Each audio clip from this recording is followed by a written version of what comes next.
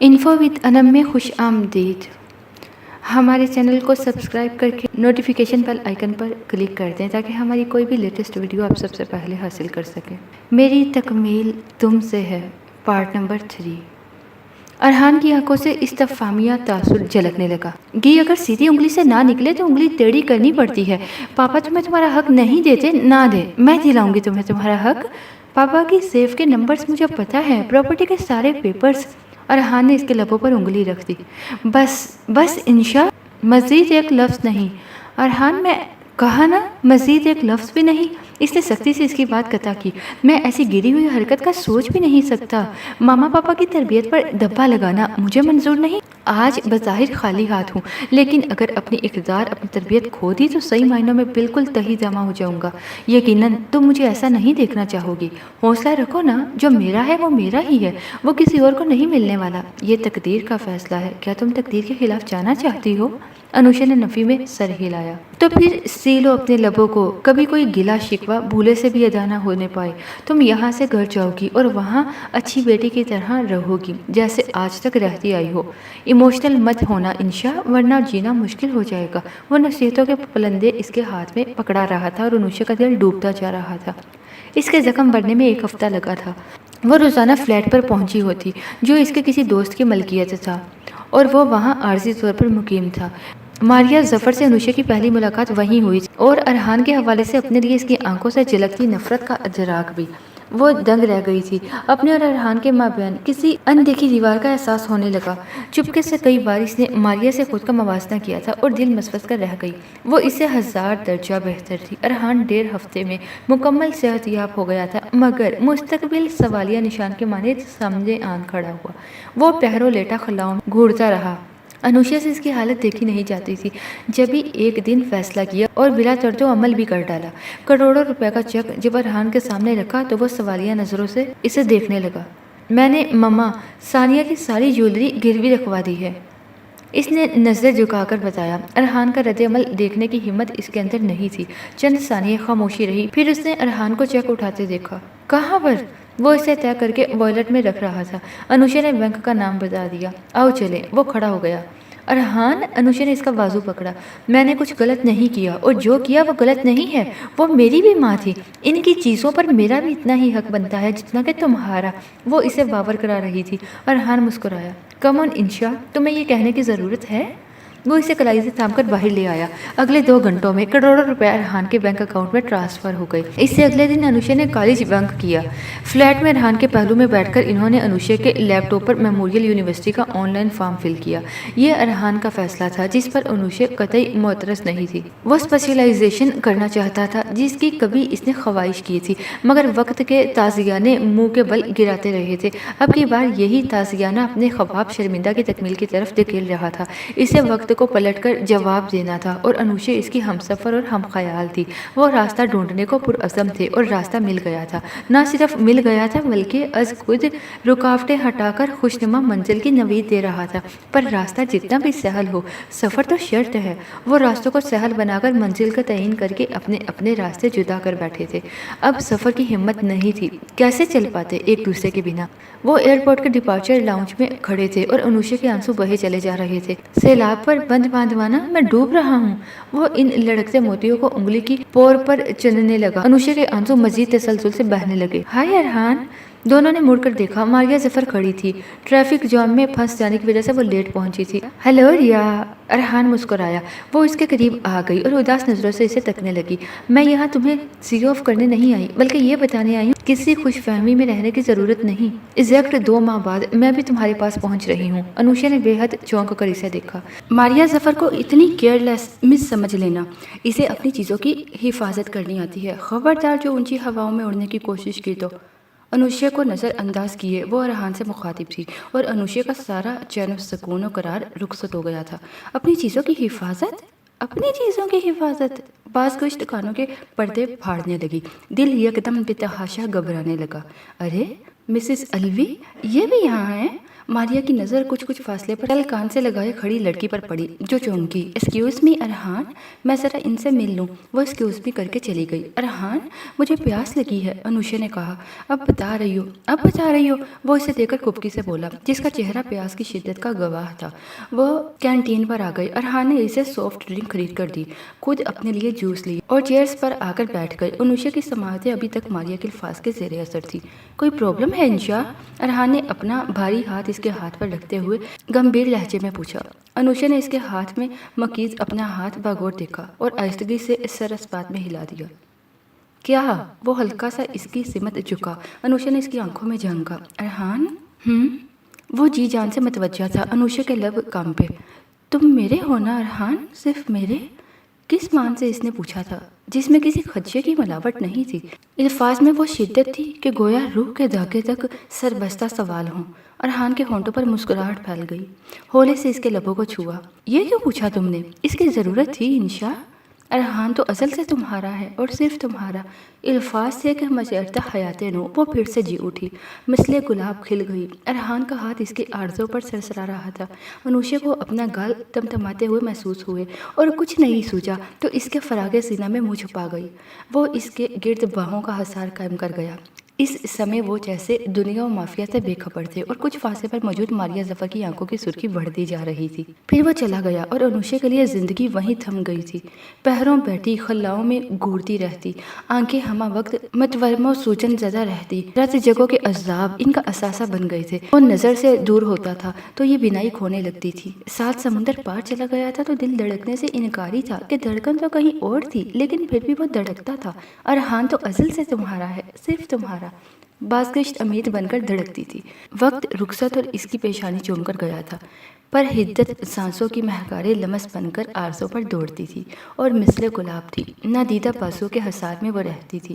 کوئی چپکے سے آ کر باہوں میں بھر لیتا، کھینچ کر خود میں سمو لیتا۔ وہ پیش بندی چاہتی، وہ پیش قدمی کرتا، خوابوں میں آ کر سوتے سے جگاتا۔ دن رات خواب و خیال، سوچیں، حرکات، حسیات، محسوسات، وہ کہاں قابض نہیں تھا۔ ہر چہرے پر اس کا گمان ہوتا، وہ اپنے وجود تک میں اس کی خوشبو پاتی، اسے خود سے چرا کر وہ اپنا آپ اسے دہن کر گیا تھا۔ گلشن آرا میں ارحان کا ذکر چچرے ممنوعہ بن چکا تھا، اسے بھلا دیا گیا۔ وہ یادوں سے ایسے مٹ گیا جیسے کوئی حرف غلط۔ شہروز اور منال کو پہل اس کی طرف سے تشویش تھی، پھر اسے مطمئن دیکھ کر بے فکر ہو گئے۔ یہ تو اس کا دل ہی جانتا تھا کہ وہ کتنی مطمئن تھی، اپنے مارے بندے چلتی سانسوں سے وہ بیزار تھی۔ شاید ہمیشہ کے لیے ہی ان کا گلا گھونٹ ڈالتی اگر وہ انہیں اپنے تابع نہ کر گیا ہوتا۔ کبھی کبھی اس کا دل چاہتا وہ شہروز ملک کا گریبان پکڑے اور انہیں اتنا جھنجھوڑے کہ ان کا مردہ ضمیر زندہ ہو جائے، انہیں اس آگ کا احساس دلائے جو وہ اپنے پیٹ میں بھر رہے ہیں۔ زیادہ کی ہوس کیا اتنی طاقتور ہوتی ہے کہ انسان اپنی آخرت کو بھول جائے؟ وہ نا انصافی کے مرتکب کسی اور کے تھے اور نا انصافی ان کے اولاد کے حصے میں آ رہی تھی۔ لقمہ حرام اس دنیا کی شاید سب سے بڑی سزا ہے کہ بھلائی کا گمان تک انسان کے پاس نہیں پھٹکتا۔ کتنے بد نصیب تھے وہ! سوچے پیچو درد ذہن میں چلی آتی۔ ارحان کے ساتھ کی گئی زیادتی اسے نہیں بھولتی تھی، اس پر مستعصیٰ یہ احساس کہ اس کا باپ خائن ہے۔ کچوکوں پر کچوکے لگاتا وہ بے نیاز نہیں بن سکتی تھی، پر بننے لگی۔ انسان جب کوئی سبیل نہیں پاتا تب وہ بے حس ہونے لگتا ہے، راہ فرار پانے کی صحیح کرتا ہے۔ وہ بھی یہی کرنے لگی، لیکن تقدیر کو شاید منظور نہیں تھا۔ وہ کالج سے تھکی ہاری گھر لوٹی تو لون میں اشیاء کا ڈھیر لگا دیکھ کر بری طرح ٹھٹکی۔ شہروز، منال، مشال، لائبہ، اصفر، اماد سب موجود تھے۔ نوکر اندر سے سامان لا کر رکھ رہے تھے۔ ایک فربیہی مائل شخص سامان کو غور سے دیکھتا، چھو کر تسلی کر رہا تھا اور اس کی ہدایت کے مطابق سامان کو ٹرکوں کے اوپر لوڈ کیا جا رہا تھا جو قدرے فاصلے پر کھڑے تھے۔ انوشا بے یقینی، دکھ و صدمے کے زیر اثر کھڑی کی کھڑی رہ گئی۔ بے نیازی، بے حسی کا خول یکدم چٹکا۔ یہ سب کیا ہو رہا ہے پاپا؟ شہروز ملک کے پاس پہنچ کر اس نے حجو الوسیع تنفس پر قابو پاتے ہوئے پوچھا جو اندر اٹھتے ابال کے باعث بے قابو ہوا جا رہا تھا۔ تم آ گئی؟ انہوں نے ایک گہری نظر اس پر ڈالی۔ ہم نے بہروز کے پورشن کا سارا سامان نیلام کر دیا ہے، پڑا خراب ہو رہا تھا، کسی کا کام ہی آ جائے گا، اور ہمارا ارادہ دونوں پورشنز کو ایک کرنے کا ہے، اسی لیے یہ حصہ خالی کیا جا رہا ہے تاکہ جلد سے جلد کام شروع کروایا جا سکے۔ انہوں نے بتایا۔ آپ 1 منٹ اندر آ کر میری بات سنیں گے؟ اس نے تحمل سے کہا۔ وہ اپنے پورشن کی طرف بڑھ گئی۔ انوشا پیچھے تھی۔ منال بیگم کی زہر کند نظروں نے مین انٹرس میں غائب ہونے تک اس کا پیچھا کیا۔ آپ ایسا کیسے کر سکتے ہیں پاپا؟ وہ لاؤنج میں ان کے روبرو کھڑی تھی۔ کیا؟ بے خبری کی حد تھی۔ آپ کو نہیں پتا؟ اس کی کن پٹیاں سلگی۔ وہ صرف سامان نہیں، آپ کے مرحوم بائی اور باویج کی یادیں ہیں جنہیں آپ کوڑیوں کے مول اس کباڑے کے ہاتھ بیچ رہے ہیں۔ یادوں کا مقام دل و دماغ ہوتا ہے انوشے، وہ میرے دل میں ہیں اور ہمیشہ رہیں گے۔ تم نے سوچ کیسے لیا کہ میں ان کی یادوں کو بیچ رہا ہوں؟ میں ایسا سوچ بھی نہیں سکتا، لیکن اس سامان کو فروخت کرنا ضروری تھا۔ کتنا عجیب لگتا ہے گھر کا ایک حصہ آباد ہو اور دوسرا ویران اور الگ تھلگ۔ تمہیں تو خوش ہونا چاہیے کہ تمہارا گھر مکمل ہو رہا ہے۔ ڈونٹ بی ایموشنل، ماضی کی یادوں سے نکلو بیٹا، حال کو دیکھو۔ وقت اور اس کی ضروریات کے ساتھ کمپرومائز کرنا پڑتا ہے۔ وہ اس کے بہتے آنسوؤں سے نظریں چرا کر دھیرے دھیرے سمجھاتے ہوئے بولے۔ واو وٹ اے فلسفی! اس نے الٹے ہاتھ کی پشت سے آنسو صاف کیا۔ شاید اسی کمپرومائز پالیسی پر عمل کرتے ہوئے آپ نے ارحان کو دودھ سے مکھی کی طرح نکال پھینکا تھا۔ انوشے! وہ یکدم غصے میں آ کر چلائے۔ چند لمحے غصیلے تاثرات لیے اس کی طرف دیکھتے رہے، پھر دانستہ لہجہ نرم کیا۔ بہت بڑی غلط فہمی ہے تمہیں۔ بلا تحقیق اور صفائی اپنے باپ پر الزام رکھ دیا تم نے۔ لہجے میں دکھ تھا۔ ایک تکلیف دہ مسکراہٹ انوشے کے ہونٹوں پر آ گئی۔ میں بچی نہیں ہوں پاپا، آپ جسے بہلانے کی کوشش کر رہے ہیں۔ تحقیقات، انکوائرمنٹ، صفائیاں حقائق کی عدم موجودگی میں درپیش ہوتی ہیں۔ سورج کو چراغ نہیں دکھایا جاتا۔ سچائی سے آپ بخوبی آگاہ ہیں اور بے خبر بھی نہیں ہوں میں۔ بن رہی تھی وہ میری مجبوری تھی، لیکن میری مجبوریوں کی جڑکٹ جانا مجھے گوارا نہیں۔ تو اپنے باپ کے مخالف جاؤ گی؟ وہ گررائے۔ میں ایسی گستاخی کا سوچ بھی نہیں سکتی۔ کمزوری اس کے لہجے میں ڈر آئی۔ آپ دوسروں کے ساتھ جیسے بھی ہوں پر میرے باپ ہیں۔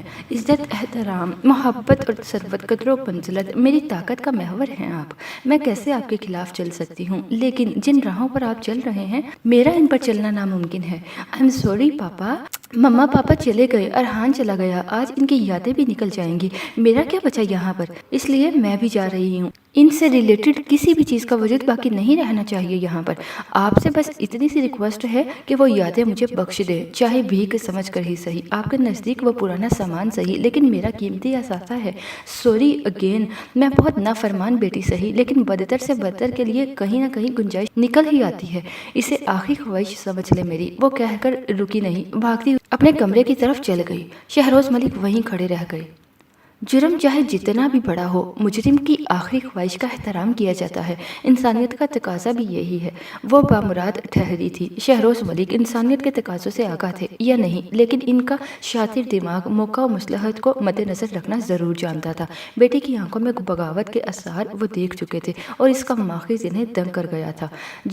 جذبوں کا ایک منہ زور طوفان تھا جو انہیں بہا لے جانے کو تیار کھڑا تھا۔ وہ جس کے نام تک سے نفرت تھی، اس کی محبت کی جوت ان کی بیٹی کے دل میں جل رہی تھی۔ پہلی بار انہوں نے انوشا سے بے پناہ نفرت کی، اپنی غفلت کو کوسا، بے خبری پر لعنت بیچی۔ جو ہونا تھا ہو چکا، اب اقتدامات کی باری تھی۔ انوشا کی مرضی اور خواہش کے مطابق وہ پورشن اسے دے دیا گیا۔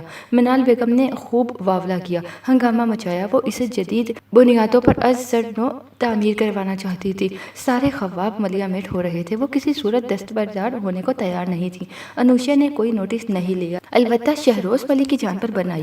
دقتوں سے سمجھا بجھا کر ٹھنڈا کیا۔ منال بیگم کا شمار ان خواتین کی صف میں ہرگز نہیں ہوتا تھا جو دوسروں کی بات سننے کی بھی روادار ہوں۔ ماننا تو دور ٹھہرا، پر شہروز ملک نے جانے کیا پڑھ کر پھونکا تھا کہ اگلے دن وہ منجمد پرسکوت جھیل کی مانند ٹھہری نظر آئیں۔ انوشا کو اس کی غرض و غایت سے کوئی دلچسپی نہیں تھی۔ وہ پوری طرح اپنی پڑھائی میں مگن تھا۔ ماما پاپا کا خواب اس کی آنکھوں کی قندیل تھا۔ یہی جنون تھا اور مقصد حیات۔ وہ جنونیوں کی مانند ہی اس کی تکمیل کے لیے کوشاں تھی۔ چاندنی میں چٹکتی راتوں، اماؤس کے اندھیروں میں ارحان کا کمرہ اس کا مسکن تھا۔ سب گھر والے دوسرے پورشن میں اپنے اپنے کمروں میں محو استراحت ہوتے اور وہ الگ تھلگ، لیکن ڈر کا کوئی احساس تک پاس نہ بھٹکتا تھا۔ خود وہ اپنی مرضی سے یہاں شفٹ ہوئی تھی جہاں اس کے پیارے ماما پاپا کی یادیں تھی۔ اس جان و جان کا عکس تھا جو ایک ایک چیز سے جھلکتا تھا، دل جس کے قدموں کی آہٹ سے گدگداتا تھا۔ ایک سرشار احساس ہمہ وقت باہوں کے گھیرے میں رکھتا۔ وہ تنہا کہاں تھی؟ وقت گزرنے لگا، اسے گزرنا ہی تھا کہ یہ رکتا کب تک؟ لوگ وقت کی تیزی کو کوستے ہیں، اس کا جانے پر کیف افسوس ملتے ہیں، اور وہ شکر ادا کرتی نہیں جھکتی تھی۔ اس کا بس نہیں चलता था, वरना वो वक्त का पहिया घुमाकर वहाँ ला ठहराती जहाँ इसका रहान इसके रूबरू होता। वो जो नामालूम मुद्दत के लिए गया था और इसे एक वादे की डोर में बांधकर लामतनाही अज़ियत के समुंदर में डिबो गया था। हम आपस में कोई राब्ता नहीं रखेंगे अनुशे, राब्तों की जंजीर पाँव की बेड़ी बन जाया करती है। राब्ते में रहेंगे तो जुदाई का एहसास हर हर लफ्ज़ से टपकेगा, तुम रह नहीं पाओगी और मैं खींचा चला आऊँगा। वसल की आरज़ू पर ख्वाब कुर्बान हो जाएंगे और हम ऐसा नहीं कर सकते अना, हमें ये कड़वा घूंट भरना पड़ेगा। बट डोंट वरी, हिजर का ये सफ़र इतना लंबा नहीं होगा, बस चंद साल, फिर मैं लौट आऊँगा। बस चंद साल दे दो मुझे। इसे सीने में समोए वो परवाना अजल सुना रहा था और अनुशा की धड़कन साकिन थी। वो हैरान थी, भला कैसे धड़क पाएगा ये दिल बिना इसके, पर अब धड़क रहा था तो इसे मोहब्बत के करिश्मों पर यकीन आ रहा था। कहाँ बस में रहता है कुछ, जब मोहब्बत हो जाए इंसान पल पल मरता है पर मर नहीं पाता। मोहब्बत की नगरी में दाखिल होकर मर्जी के सिर्फ ख्वाब ही देखे जा सकते हैं, हकीकत का जिनसे दूर दूर तक कोई ताल्लुक नहीं होता। करिश्मा दर करिश्मा, हैरत कदा तलस्सुम जो इंसान को हर आन बहरे हैरत में गर्क करता रहता है, इसे अपना आप कोई हैरत कदा ही लगता है। मोहब्बत अजीब तलस्सुम बनकर इसके वजूद पर उतरी थी। खुदा खुदा करके 5 महीने का अरसा गुजरा, पर अनुशा को यूँ लगा जैसे हजारों साल गुजर गए हों। ये सिर्फ सोच थी, वो महसूसात थे दिलो दिमाग पर जिनका राज था। हकीकत तो ये थी कि अभी हजारों सालों का सफ़र बाकी था, पर वो कट ही जाता था। उम्मीद पर दुनिया बाकी है। ये 5 महीने इसने अपनी ज़ात में खोकर गुजारे थे। बाहर दुनिया में क्या हो रहा है इसे कुछ होश नहीं था। चौंकी वो उस दिन जब मारिया जफर को अपने घर की मेन एंट्रेंस से निकलते देखा।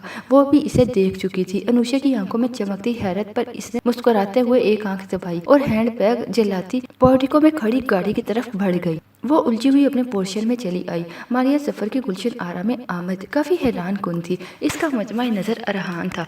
जब वो है ही नहीं था तो इसकी आमद क्या मायने रखती थी। वो उलझी रही लेकिन किसी नतीजे पर ना पहुंच सकी। मारिया जफर की आमदोरफ्त आहिस्ता आहिस्ता बढ़ने लगी। सबके साथ वो ऐसे घुल मिल गई जैसे फैमिली का हिस्सा हो।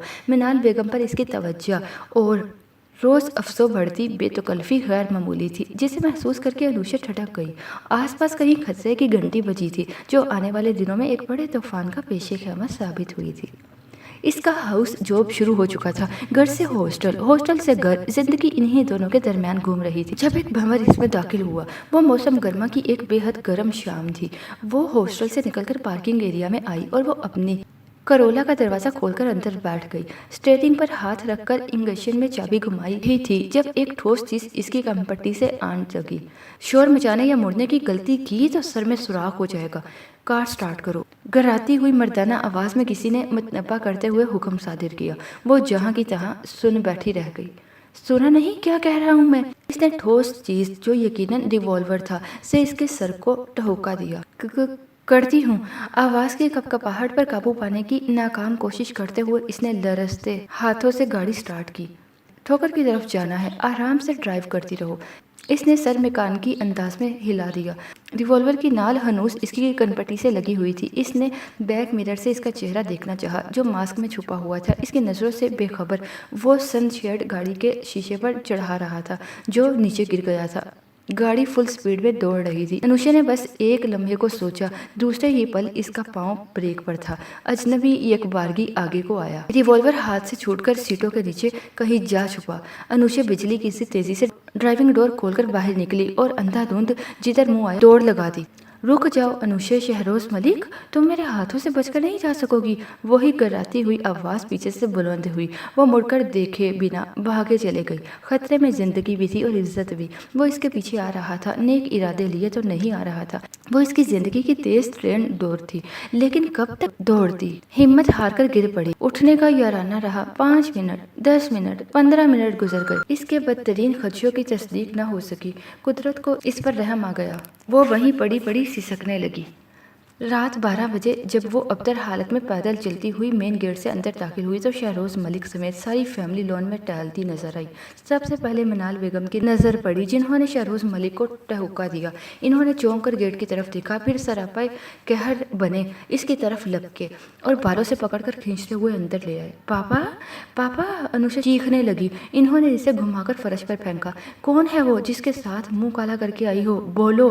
वो धाड़े। अनुशा सर हाथों में थामे इनके लफ्ज़ों पर गौर करती रह गई। अरे इससे क्या पूछ रहे हैं? रात बाहर गुजार कर आई है, फिर भी यकीन नहीं आ रहा। अरे हराफा है, हराफा। खुदा जाने कब से आपकी आंखों में धूल झोंक रही थी। कितने यार बना रखे हैं, इज्जत मिट्टी में मिला दी है। हाय, वो सर पीटने लगी। मिशाल और लाइबा ने जल्दी से बढ़कर माँ को संभाला। अनुषा इनकी बातों का मफहूम समझकर बपरी शेरनी की मानित उठी। बकवास बंद करें अपनी, शर्म नहीं आती इतना घटिया इल्ज़ाम लगाते हुए? कितना करेंगी आप? पापा, आप कुछ बोलते क्यों नहीं? आपके सामने ये औरत मुझ पर इतना बड़ा इल्ज़ाम लगा रही है और आप चुप हैं। क्या आप भी इनकी बातों में आ गए हैं? वो शहरोज मलिक पर चिल्लाई। जवाबन इन्होंने सर पर थप्पड़ों की बारिश कर दी। हराफा, तेरे लक्षण तो मुझे इसी दिन समझ जाने चाहिए थे जब तूने इस यार के लिए मेरे साथ बदज़बानी की थी, लेकिन मेरी आंखों पर मोहब्बत की पट्टी पड़ी रही।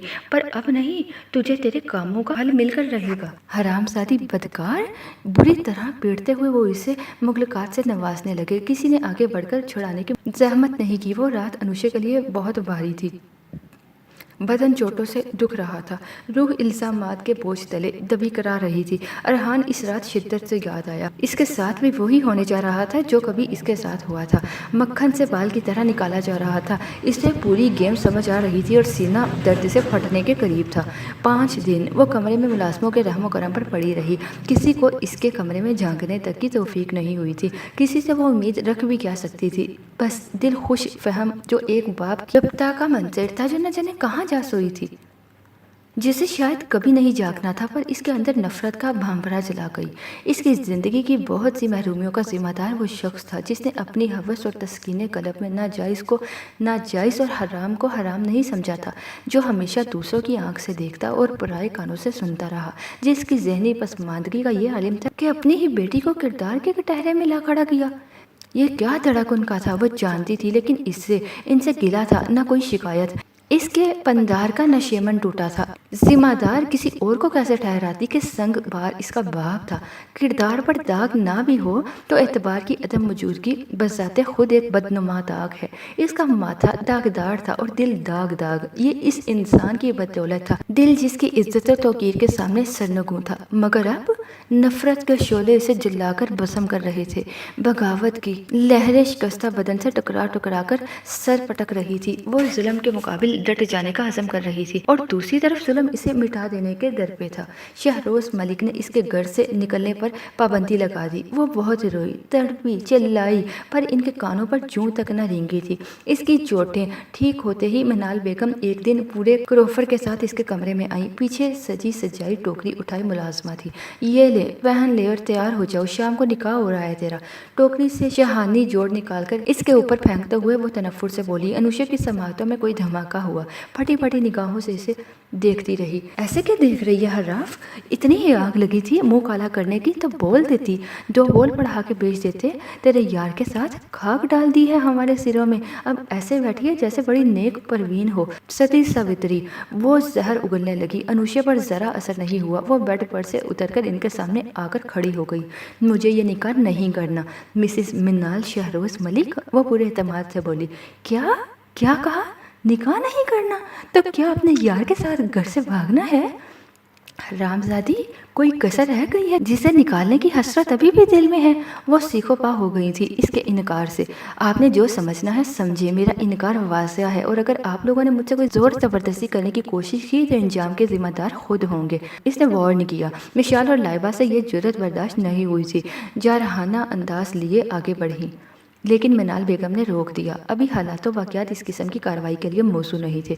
बेटियों को आंखों ही आंखों में चंद इशारे करके वो बाहर निकल गई। इसकी पुरजोर मज़ाहमत को कतई बेकार करते हुए मिशाल और लाइबा ने इसे वो सुर्ख कफन पहनाकर ही दम लिया और बज़ोर बाजू नीचे लेकर आई जहाँ इसकी तदफीन के इंतजामात मुकम्मल थे। मारिया जफ़र भी वहीं थी। इसे देखकर पुरगरूर मुस्कुराहट इसके लबों पर सज गई थी। अनुषा सिसकने लगी। कोई जाय पना नहीं थी, कोई राह फरार नहीं थी। आखिरी रास्ता खुदकुशी का बचा था جس پر چلنے کا اس نے موسم ارادہ کر لیا۔ لڑکے والے آنے ہی والے تھے لیکن اس سے پہلے وہ بلائے ناگوانی بن کر پہنچ گئے۔ Mister and Mrs Manal Shahroz Malik, you are under arrest. S P نے اریسٹ وارنٹ دکھا کر ہتھکڑی لہرائی تو سب کو جیسے سانپ سونگ گیا۔ لیکن کس جرم میں؟ شہروز ملک کی آواز لڑکھڑا گئی۔ زبردستی شادی کے گھناؤنے جرم میں۔ سوٹڈ بوٹڈ باوقار چال چلتا وہ شخص اندر داخل ہوا تھا۔ اسے دیکھ کر سب چونک اٹھے تھے۔ انوشا کی آنکھیں بھیگ گئیں، جنہیں صاف کرتی وہ تیزی سے اس شخص کی جانب بڑھی اور اس کے کندھے سے سر ٹکا کر رونے لگی۔ وہ سرارے سرم بازو تھے، اس ہاسٹل کے ڈین جہاں اس کا ہاؤس جاب چل رہا تھا، اور بہروز ملک کے پرانے دوست۔ شہروز ملک سے بھی ان کی اچھی خاصی الیگ سلیگ تھی۔ یہ سب کیا ہے ارسم؟ شہروز ملک غصے سے بولے۔ وہی تو میں جاننا چاہ رہا ہوں کہ یہ سب کیا ہے۔ ایس پی کو باہر جانے کا اشارہ کرتے ہوئے انہوں نے انوشا کی بابت کہا۔ ایس پی کانسٹیبل سمیت باہر چلا گیا۔ ایک بدکار لڑکی کا یہی انجام ہوتا ہے اور اب تم یہاں سے چلے جاؤ۔ میں اپنے گھریلو معاملات میں تمہاری مداخلت قطعی برداشت نہیں کر سکتا، شہروز ملک نے کہا۔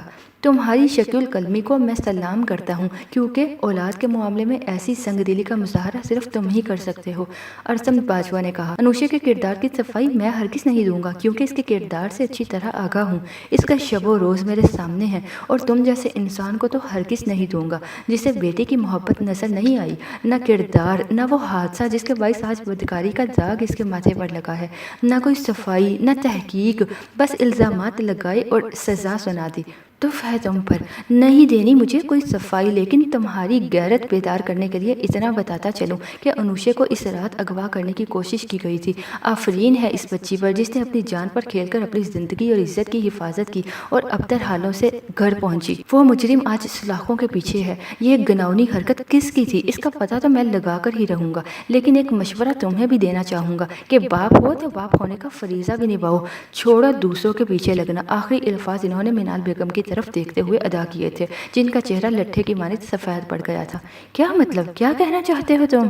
شہروز ملک نے بے حد چونک کر حیرت بھرے لہجے میں پوچھا۔ کل گھر آ جانا، پتہ چل جائے گا، انہوں نے رکھائی سے کہا تو انوشا کی طرف متوجہ ہوئے۔ آپ اپنے کمرے میں جاؤ بیٹا، کوئی نکاح نہیں ہو رہا یہاں پر، اور بہت چھٹیاں ہو گئیں، کل سے ہاسٹل آنا ہے تمہیں، جاؤ اب۔ انہوں نے اس کے سر پر ہاتھ رکھا۔ وہ آنسو پوچھتی ہوئی کمرے میں آ گئی اور تن پر سجے لوازمات نوچ نوچ کر اتارنے لگی، جن کا بوجھ اس کے لیے ناقابل برداشت تھا۔ ذہن و دل فروش اور ہلکے ہوئے تو وہ بیٹھ کر گزشتہ حالات و واقعات پر غور کرنے لگی۔ سر ارحم باجوہ کی حیرت کن آمد اسے الجھا رہی تھی۔ حادثے کے بعد سے وہ بیرونی دنیا سے کٹی ہوئی تھی، تو پھر ارسم باجوہ تک اس کے حالات کیسے پہنچے تھے؟ بہت سے سوالات تھے جو تشنہ تھے، کچھ ابہام جن کو دور کرنا ضروری تھا۔ اس نے ملازمہ کو آواز لگا کر فون لانے کو کہا، جسے اسے یقین تھا کہ اب اس کے لیے شجر ممنوع نہیں ہوگا۔ منال بیگم نے جانے کیا جادو چلایا کہ شہروز ملک ارسم باجوہ کی آمد و الفاظ یکسر بھول گئے تھے۔ انوشا انتظار کرتی رہ گئی کہ وہ اس کے بے گناہی کا ثبوت لینے جائیں گے۔ وہ دن کبھی نہ آ سکا، البتہ گلشن آرا ایک اور قیامت سے ہمکنار ہو گیا۔ مشال اپنے کسی کلاس فیلوز کو پسند کرتی تھی اور اسے شادی کی خواہاں تھی۔ شہروز ملک نے اچھی طرح چھان پٹک کر جائزہ لیا اور رشتے سے انکار کر دیا۔ وہ لڑکا ایک نمبر کا لوفر آوارہ تھا۔ مشال نے ہنگامہ کھڑا کر دیا۔ وہ کسی طور اس سے دستبردار ہونے کو تیار نہیں تھی اور شہروز ملک ماننے کو۔ منال بیگم بیٹی کی ہاں میں ہاں ملا رہی تھی، تبھی ایک دن نقدی اور زیورات سمیٹ کر خاموشی سے رات کے اندھیرے میں گھر کی دہلیز پار کر گئی۔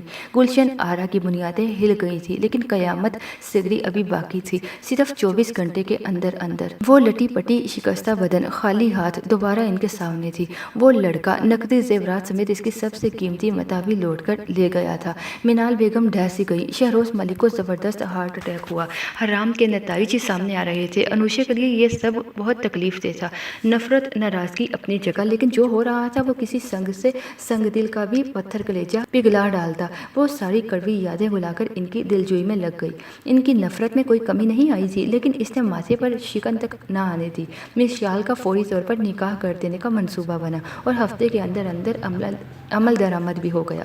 ایک سادہ سی تقریب میں وہ بزنس مین راحت کی میت میں مسز راحت بن کر گھر سے ودا ہو گئی۔ شہروز ملک نے دوبارہ اس سے ملنا جلنا چھوڑ دیا، البتہ انوشا سے ان کی سوئی ہوئی محبت دوبارہ جاگنے لگی۔ اس میں بڑا ہاتھ سر ارسم باجوہ سے ہونے والی ان کی ملاقات کا تھا۔ انسان کو کبھی نہ کبھی غلطیوں کا احساس ہو ہی جاتا ہے۔ جب ٹھوکر لگتی ہے پھر وہ اعتراض جرم بھی کرتا ہے، اظہار شرمندگی بھی کرتا ہے، گناہوں سے تائب ہو کر نیکیوں کا عزم اور ادا کرتا ہے۔ انہوں نے سب کیا۔ انوشے کو ان کی حالت دیکھ کر دکھ ہوتا تھا، پھر دل خوشی کے بے پایا احساس سے بھر جاتا۔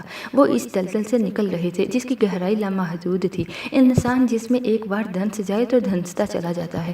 گناہوں کی دلدل ایسی لذت بھری ہوتی ہے کہ انسان مزید دھنسنے کی خواہش کرتا ہے۔ خوش قسمت ہوتے ہیں وہ لوگ جو اس کی حقیقت پا کر پڑپڑاتے ہیں، نکلنے کے ہاتھ پاؤں مارتے ہیں اور نکل آتے ہیں۔ انوشے سے انہوں نے ارحان کا پتہ پوچھا تھا۔ اس نے معذوری ظاہر کی، کچھ ہوتا تو بتاتی سوائے کینیڈا اور ماریہ ظفر کے۔ ماریہ نے بھی لا علمی کا اظہار کیا، لیکن کینیڈا کا حوالہ تو تھا۔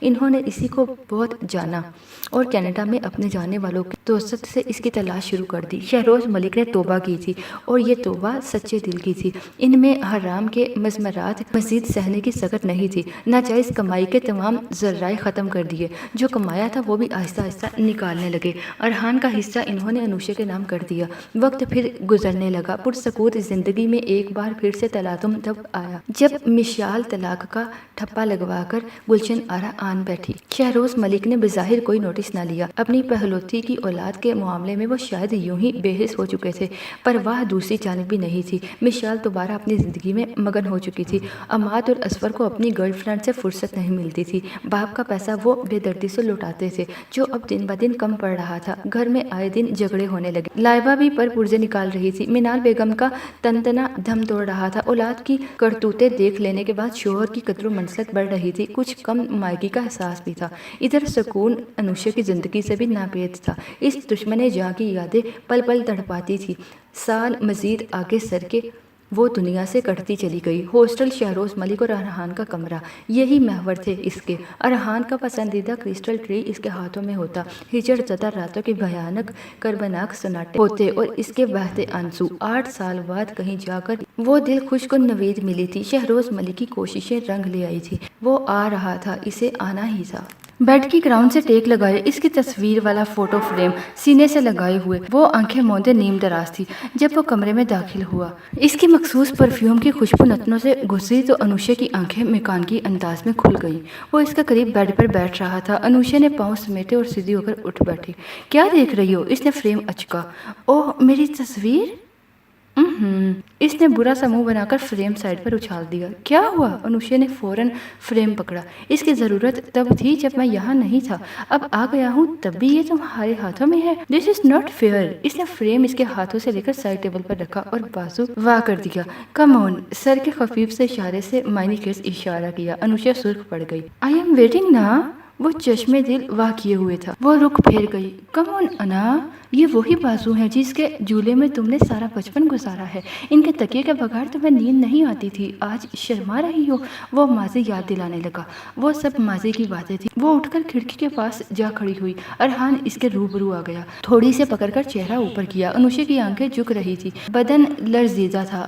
8 سال بیشتر کے ناز و انداز یاد آ گئے جب وہ اسے چڑھاتی تھی۔ وہ چڑھتا تھا، یہ آگے آگے بھاگتی، وہ پیچھے ہوتا، اسے پکڑتا، گدگداتا، باہوں میں بھر کر خود میں سمو لیتا۔ وہ چھوئی موئی بنی اس کے حصار میں بے حال ہوئی جاتی۔ گستاخیاں در گستاخیاں جن پر دیوان کے دیوان لکھے جا سکتے تھے۔ وہ شاعر تھا جن کی شاعری عملی زبان پر ترتیب پاتی تھی۔ انوشا کبھی اس کے سحر سے نہیں نکل پائی تھی۔ اس سمے بھی وہ اسے مکمل طور پر اسے اپنی لپیٹ میں لے رہا تھا، پر وہ دامن بچانے کے چکر میں تھی۔ اب وہ بچپن یا لڑکپن نہیں تھا، اس کے سامنے ایک بھرپور مرد کھڑا تھا، جذبات کی شوردیدہ سری جس کی آنکھوں سے عیاں تھی۔ وہ خود میں سمٹنے لگی۔ نادانیوں کا دور گزر چکا تھا۔ گزرتے وقت نے بہت سے تلخ تجربات کے علاوہ شرم و حیا اور نسوانیت کے احساسات سے بھی نوازا تھا، جن کا مظاہرہ اس وقت بے اختیاری تھا، اور ارحان کی مسکراہٹ آنکھوں کی چمک بڑھتی جا رہی تھی۔ شرما رہی ہو؟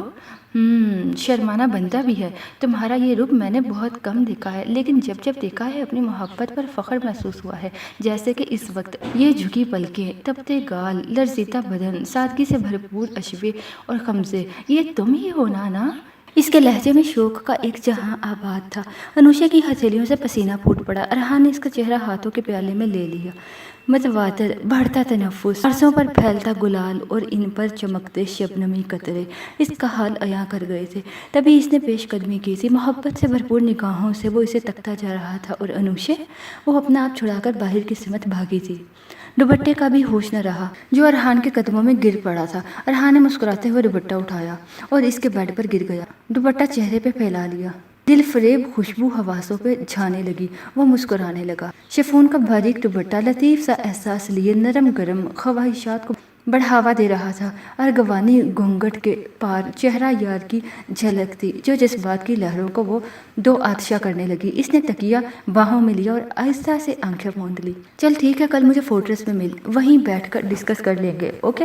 کال ڈسکنیکٹ کر کے وہ پلٹا تو منال بیگم کو روبرو کھڑے پایا۔ چچی جان آپ آئیے بیٹھیے نا، اس نے مسکراہٹ لبوں پہ لاتے ہوئے شائستگی سے کہا۔ میں بیٹھنے نہیں آئی ہوں ارحان، انہوں نے کہا۔ وہ انہیں استفہامیہ نظروں سے دیکھنے لگا۔ میں تم سے معافی مانگنے آئی ہوں، وہ نظریں جھکا کر بولی۔ ارحان کے لبوں پر طنزیہ مسکراہٹ پھیل گئی۔ کس بات کی چچی جان؟ وہ انہیں کندھوں سے تھام کر صوفے پر لے آیا۔ کوئی ایک ہو تو بتاؤں؟ ان کی آنکھوں میں آنسو بھر آئے۔ بچپن سے کی گئی ساری زیادتیاں تمہیں بھولی تو نہیں ہوں گی؟ وہ سنہری دور جسے میں نے عذاب بنا ڈالا تھا، وہ حقوق جو پورے کبھی نہیں ہوئے، جن کے لیے آواز اٹھانا بھی گناہ تھا، بھول گئے ہو ارحان؟ انہوں نے انگلی سے آنسو پونچھے۔ وہ بے یقینی سے اس عورت کو دیکھتا رہ گیا۔ ایک اور روپ، اور وہ اس کے محرک سے بخوبی آگاہ تھا۔ پیشہ اور اولاد جو انسان کے لیے نعمت بھی ہے اور وبال جان بھی۔ وہ ان کے آنسو صاف کرنے لگا۔ جی چچی جان، یاد ہے، بہت تکلیف سے دور تھا، مگر اس سے بھی زیادہ تکلیف سے آپ کی باتیں اور یہ آنسو ہیں۔ اگر ماضی واقعی آپ کے لیے تکلیف دہ ہے اور آپ اس کا ازالہ کرنا چاہتی ہیں تو معافی مت مانگیے، بلکہ گلے سے لگائیں اور ساری محرومیوں کا ازالہ کر دیں۔ میں سب کچھ بھول جاؤں گا۔ جانے کس دل سے یہ الفاظ ادا کیے تھے اس نے؟ منال بیگم نے حیرت اور بے یقینی کے ملے جلے تاثرات لیے اسے دیکھا اور گلے سے لگا لیا۔ میرا بچہ، میرا ارحان، وہ اسے بے تحاشا چومنے لگی۔ ارحان کی سانس گھٹ رہی تھی لیکن وہ ضبط کیے بیٹھا رہا۔ ثانیہ اور بہروز کی یاد ٹوٹ کر آئی اور پھر ضبط بھی ٹوٹ کر برسا۔ انوشا دودھ کا گلاس لے کر کمرے میں آئی تو کرسٹل ٹری آنسوؤں سے دھل رہا تھا۔ میں انوشا سے شادی کرنا چاہتا ہوں۔ گلشن آرا کے ڈرائنگ روم میں موجود مسوائے ایک کے باقی ہر متنفس پر یہ الفاظ بجلی بن کر گرے تھے۔ منال بیگم ہکا بکا تھی۔ مشال اور لائبہ کا منہ بھی کھلے کا کھلا رہ گیا تھا۔ مجھے کوئی اعتراض نہیں۔ شہروز ملک کے الفاظ اس سے بڑھ کر دھماکہ خیز تھے۔ سب ان کا منہ تکنے لگے۔ آپ کو احساس ہے کیا کہہ رہے ہیں؟ منال بیگم نے چبا چبا کر کہا۔ اس میں سوچنے والی کون سی بات ہے؟ ارحان نے انوشا کا ہاتھ مانگا ہے اور باپ ہونے کے ناطے مجھے اس پر کوئی اعتراض نہیں۔ اگر تمہیں ہے تو بولو، انہوں نے کہا۔ بالکل ہے، اور اس کی وجہ بھی آپ جانتے ہیں، انہوں نے طنزیہ لہجے میں کہا۔ شہروز ملک کا چہرہ غصے سے سرخ پڑ گیا لیکن کنٹرول کر گئے۔ تم اس وقت یہاں سے چلی جاؤ اور تمہارے لیے یہی بہتر ہے۔ کنٹرول کرنے کے باوجود ان کے لہجے میں غصے کا عنصر تھا تاکہ آپ اس کی بے خبری کا فائدہ اٹھا سکیں۔ منال بیگم نے انہی کے لہجے میں بولتے ہوئے ارحان کی طرف اشارہ کیا جو خاموشی سے ان کی بحث سن رہا تھا۔ منال، ان کا ہاتھ یکدم اٹھا پر فضا ہی میں معلق ہو گیا۔ منال بیگم شاکڈ تھی۔ بے یقینی سے وہ ان کے اٹھے ہاتھوں کو دیکھنے لگی جسے انہوں نے جانے کس درجہ صبر پر آ کر روکا تھا۔ اوہ، تو اب آپ ہاتھ اٹھائیں گے مجھ پر اپنی اس لاڈلی کے کرتوت چھپانے کے لیے؟ وہ زخمی ناگن کی طرح پھنکاری۔ اب اگر تم نے ایک لفظ بھی منہ سے نکالا تو مجھ سے برا کوئی نہیں ہوگا۔ شہروز ملک چلائے۔ سیڑھیاں اترتی انوشا سہم کر رک گئی۔ آپ کی یہ چنگاری میری آواز دبا نہیں سکتی، ان پر مطلق اثر نہیں ہوا۔ آپ اس کی حمایت کر رہے ہیں جس نے آپ کی عزت کو سرے بازار روند ڈالا تھا۔ نہ جانے کس کس کے ساتھ منہ کالا کرتی رہی، گھر سے ہاسٹل کے لیے جاتی تھی اور ہاسٹل کی آڑ میں کون سا دھندا چلا رہی تھی، آپ بخوبی جانتے ہیں۔ اسی لیے تو آج تک اس بوجھ کو سر پر سے نہ اتار سکے۔ اب ارحان کے پلے اپنی بدکاری بیٹی کو باندھ رہے ہیں تاکہ اس کی بے لگام جوانی کو لگام دے سکے۔ لیکن میں ایسا نہیں ہونے دوں گی۔ ارحان، اس رشتے کے لیے ہاں مت کرو، تمہارے ساتھ دھوکا ہو رہا ہے۔ تمہارے آگے وہ چارہ ڈالا جا رہا ہے جس پر کتنے ہی منہ مار چکے ہیں۔ وہ لڑکی منال، شہروز ملک کی قوت برداشت ختم ہو گئی تھی۔ خطرناک تیور لیے منال بیگم کی طرف بڑھے۔ ارحان کے لیے اب مداخلت ناگزیر ہو گئی تھی۔ اس نے جپٹ کر شہروز ملک کو اپنی محفوظ گرفت میں لے کر روکا۔ نہیں چچا جان، چھوڑیں، چھوڑو مجھے ارحان، اس کی ہمت کیسے ہوئی میری معصوم بچی پر الزام لگانے کی؟ میں جان لے لوں گا اس کی۔ وہ چیخ رہے تھے۔ انوشا تیزی سے سیڑھیاں اتر کر بھاگتی ہوئی آ کر ان سے لپٹ گئی۔ پاپا پاپا پلیز کمپوز یور سیلف، مجھے کوئی فرق نہیں پڑتا اس سب سے، آپ کو مجھ پر یقین ہے نا؟ مجھے اور کسی کا اعتبار نہیں چاہیے، سنبھالیں خود کو پلیز پاپا۔ وہ اس کے سینے سے لگ کر دھواں دھار رو رہی تھی۔ شہروز ملک ٹھنڈے پڑ گئے۔ منال بیگم سمیت ان کے چاروں بچوں کی زہر میں بجھی نگاہیں ان پر تھیں۔ ارحان شہروز ملک کو چھوڑ کر سائڈ پر ہٹ گیا۔ دیکھ رہے ہو ارحان، ان کا جذباتی ناٹک صرف تمہیں ٹریپ کرنے کے لیے ہے تاکہ تم اس رشتے کے لیے راضی ہو جاؤ، یہ بدکار لڑکی۔ بس چچی جان، مزید ایک لفظ بھی نہیں۔ اس نے یکدم ہاتھ اٹھا کر انہیں روکا تو سب حیرت سے اسے دیکھنے لگے۔ تمہیں شاید یہ سچائی گراں گزر رہی ہے، لیکن یہی سچائی ہے بیٹا، منال بیگم نے بڑھ کر ہمدردانہ لہجے میں بولتے ہوئے اس کے کندھے پر ہاتھ رکھنا چاہا، لیکن وہ ان کا ہاتھ جھٹک گیا۔ سچائی کیا ہے یہ مجھے آپ سے جاننے کی ضرورت نہیں ہے منال بیگم۔ اس کے لہجے میں زہر تھا۔ کیا مطلب؟ منال بیگم کو کسی گڑبڑ کا احساس ہوا۔ مطلب اگر میں سمجھانے بیٹھ گیا تو آپ کا یہ سیاہ چہرہ اور کالے کرتوت پوری دنیا پر عیاں ہو جائیں گے، سو زبان بندی ہی بہتر ہے۔ کیا بکواس کر رہے ہو تم؟ وہ ناگواری سے بولی۔ بکواس نہیں مسز شہروز، یہ حقیقت ہے، وہ بے حد کٹیلے لہجے میں بولا۔ میں نے کالے کرتوتوں کا حوالہ کسی غلط فہمی کی بنا پر نہیں دیا۔ آپ کے ایک ایک گناہ کا حساب بما ثبوت ہے میرے پاس۔ آج آپ اس لڑکی پر بدکرداری کا الزام لگا رہی ہیں، لیکن اس کے اغوا کی گھٹیا سازش کے پیچھے کس کا ہاتھ تھا یہ تو یاد ہی ہوگا آپ کو۔ تم مجھ پر الزام لگا رہے ہو؟ وہ چیخ پڑی۔ چلانے سے آپ اپنے گناہوں پر پردہ نہیں ڈال سکتی منال بیگم، اگر بھول گئی ہوں تو یاد کرواتا چلوں، وہ ساری پلاننگز جو آپ نے ماریہ ظفر کے ساتھ بیٹھ کر کی تھی۔ ہماری محبت کوئی ڈکی چھپی بات نہیں تھی، اور آپ کو اس سے کتنی نفرت رہی ہے یہ کسی سے بعید نہیں۔ میری عدم موجودگی کا فائدہ اٹھا کر ماریہ ظفر یہاں آئی، اور جب آپ کو اس کی مجھ پہ انوالومنٹ کا پتہ چلا تو آپ کے شاطر ذہن نے اسے مہرہ بنانے کا فیصلہ کر ڈالا۔ انوشا کے اغوا کی پلاننگ یہاں اسی ڈرائنگ روم میں آپ اور ماریہ ظفر نے مل کر ڈن کی تھی۔ یہ سب جھوٹ ہے۔ منال بیگم کی آواز بلند جبکہ لہجہ کھوکھلا تھا۔ ارحان طنزیہ مسکرایا۔ میرے پاس ثبوت ہے چچی جان، اور یہ جان کر آپ کو 440 وولٹ کا کرنٹ لگے گا کہ مجھے یہ ثبوت فراہم کرنے والی خود ماریہ ظفر ہے۔ منال بیگم کا چہرہ زرد پڑ گیا۔ آپ کی تمام پلاننگز کی آڈیو ٹیپ میرے پاس ہے جس کا کریڈٹ ماریہ کو جاتا ہے۔ انوشا کے اغوا کی پلاننگ میں نے حرف بحرف سنی ہے اور اس کے بعد کے واقعات سے بھی آگاہ ہوں۔ ریا کو میں نے ہی یہاں آنے کے لیے کہا تھا تاکہ اس کے ذریعے آپ پر نظر رکھ سکوں، اور اس نے بڑی کامیابی سے آپ کو شیشے میں اتارا۔ میں یہاں سے چلا ضرور گیا تھا، لیکن اپنا دل، اپنی روح، اپنی آنکھیں یہیں چھوڑ گیا تھا، پر کیسے لا تعلق رہتا۔ گزشتہ 8 سالوں میں ایک لمحے کے لیے بھی اس سے غافل نہیں ہوا۔ آپ نے انوشا کے ساتھ جو کرنے کی کوشش کی تھی، اس کے لیے میں آپ کے ساتھ جتنا بھی برا کروں کم ہے، مگر مجبوری ہے، کیونکہ سوتیلی ہی صحیح پر آپ کو اس کی ماں ہونے کا اعزاز حاصل ہے، اور کچھ چچا جان کی عزت کا احساس بھی، ورنہ اس حادثے کے ثبوت میری پہنچ سے اتنے دور نہیں جن کے سبب مشال کی شادی اتنی افراتفری میں ہوئی، جو اس کے طلاق کا سبب بھی بنے، جس کی وجہ سے آپ کو ایک پرائیویٹ ہاسٹل کی لیڈی ڈاکٹر کو لاکھوں روپے دینے پڑے۔ سب کچھ کھلا پڑا ہے منال بیگم، جن سے نہ صرف میں، آپ کے شوہر نامدار بھی اچھے سے آگاہ ہیں۔ اگر اب بھی آپ کو انوشا پر الزام تراشی کرنی ہے تو موسٹ ویلکم، لیکن ان شاندار حقائق کی روشنی میں آپ کو یہی مشورہ دوں گا کہ زبان بندی ہی بہتر ہے، آگے آپ کی مرضی۔ وہ انہیں سرباز برہنہ کر کے شہروز ملک کی طرف بڑھ گیا اور انوشا کا ہاتھ پکڑ دیا، جو رونا بھول کر بحر حیرت میں غرق تھی۔ میں چاہتا ہوں چچا جان یہ شادی جلد از جلد ہو جائے، میں اب اور انتظار نہیں کر سکتا، نہ ہی انوشا کو مزید دوسروں کے رحم و کرم پر چھوڑ سکتا ہوں۔ اتنا کہہ کر وہ پیچھے سب کو ساکت چھوڑ کر اسے ساتھ لیے اپنے پورشن کی طرف آ گیا۔ ارحان وہ سب کیا تھا؟ کیا وہ سب سچ تھا جو تم نے کہا؟ انوشا حیران تھی۔ ارحان نے اسے سامنے کھڑی کیا اور بغور تکنے لگا۔ وہ سب سچ تھا انشا، میں تمہیں بے یار و مددگار چھوڑ کر نہیں گیا تھا۔ میں جانتا ہوں تمہیں ماریہ کا سن کر حیرانی ہو رہی ہے، اور ہونی بھی چاہیے۔ وہ مجھ سے محبت کرتی تھی، کئی بار پرپوز بھی کیا، لیکن میری طرف سے ہمیشہ انکار ہی ملا اسے۔ میں اسے محبت نہیں دے سکا، لیکن دوستی کا رشتہ تھا ہمارے درمیان جو محبت سے بڑھ کر تھا۔ مجھے اس رشتے پر مان تھا، جبھی باوقت ضرورت اسے پکارا اور اس نے میرا مان ٹوٹنے نہیں دیا۔ اس کا ثبوت بھی ابھی ادھر دے کر آ رہا ہوں۔ وہ تم سے جیلس تھی انا، لیکن جب چچی جان کے خیالات تمہارے بارے میں سنتی تھی تو پریشان ہو جایا کرتی تھی۔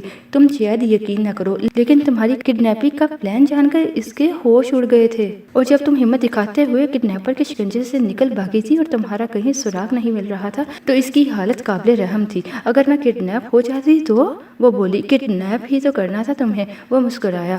थोड़ी देर के लिए, ताकि जब तुम घर पहुंचती तो चची जान के इल्जामात अज खुद दम तोड़ जाते और मारिया भी शक के दायरे में ना आती। लेकिन तुमने काम ही खराब कर दिया। तुम सब कुछ जानते बूझते हुए वहां आराम से बैठे रहे। इसने शिकवा कुरा निगाहों से इसे देखा। अरहान मजीद संजीदा हो गए, हाथ इसके शानों पर रखे।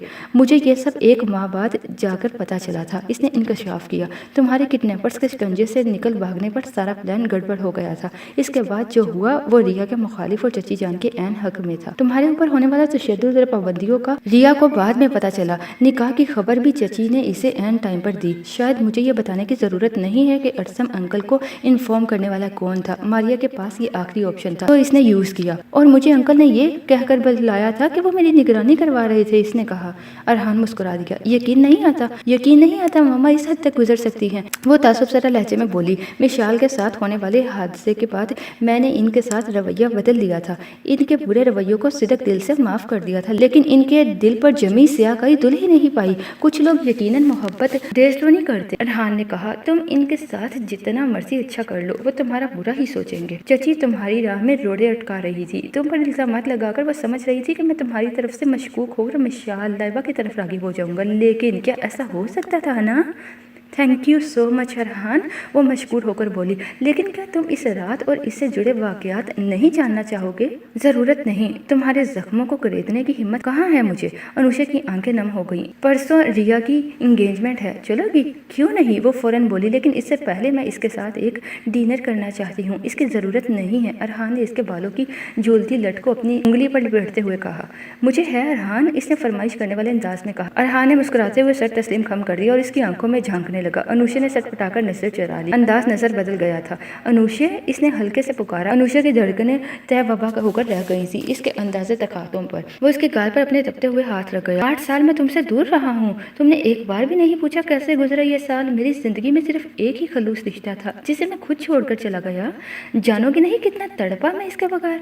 मुझे दौलत की धुन थी, ख्वाबों की तकमील की लगन थी, जिन्हें पूरा करते हुए मैं खुद अधूरा रह गया हूँ। मेरी तकमील तुमसे है, जिससे मिलने के इंतजार में पता नहीं कितनी रातें जाकर गुजारी, क्या क्या ख्वाब देख डाले। सोचा था सामने होगा तो तड़प कर सीने से लग जाओगी। मेरे इंतजार को राहत का जाम मिलेगा, लेकिन वो जाम अभी भी मेरे होंठों से कोसों दूर है। क्यों आना? अनुषा के लब लर्ज गए। वो कुछ बोल नहीं सकी थी। मैंने सब कुछ पा लिया, लेकिन फिर भी तशन्नगी बाकी है अभी। क्यों? मुझे नहीं पता। इसने कांपते हाथों से इसके हाथ हटाए। वो इसके हाथ अपने हाथों में मुकीद कर गया। मैं बताऊं? मैं चलती हूँ। वो इसकी कैद से निकलकर बाहर की तरफ लपकी जब वो आंचल थाम गया। पूरी बात तो सुन लो, इतनी नासमझ नहीं हूँ। इसने आंचल छुड़ाने की नाकाम सही की। बहुत जालिम हो गई हो। खींचता आंचल फासला बदतरीज कम कर रहा था। अनुषा के लबों पर शर्मगे मुस्कुराहट फैल गई।